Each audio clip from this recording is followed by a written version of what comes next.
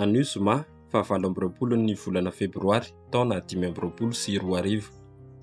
Evanjely masina nosoratan'i Masindamarka nalaina tao amin'ny toko 10 andininy voalohany ka hatramin'ny 12 izay nakamban'Andriamanitra tsy azon'olombelona sarahina. Tamin'izany andro izany niala teo i Jesoa dia tonga tany amin'ny sisin-tanin'ny Jodea andafin'ny Jordany ary nivory teo aminy indray ny vahoaka ka nampianariny indray araka ny fanaony.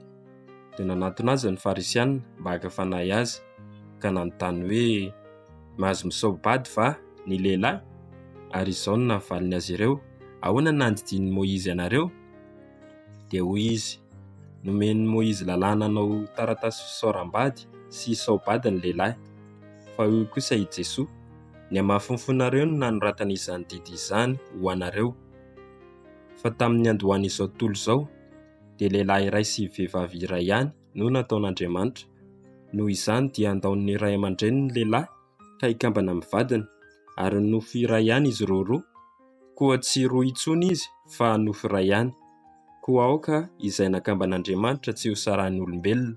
Dia nanontany azy ny amin'izany indray ny mpianany, ka hoy izy taminy, na iza misaotra ny vadiny ka mampakatra vehivavy hafa dia mijangajanga mandika ny lalam-panambadiana. Ary raha ny vavy koa ny misaotra ny lahy ka manambady hafa dia mijangajanga. Izany ary ny tenin'ny Tompo, derany eo anao, ry Kristy.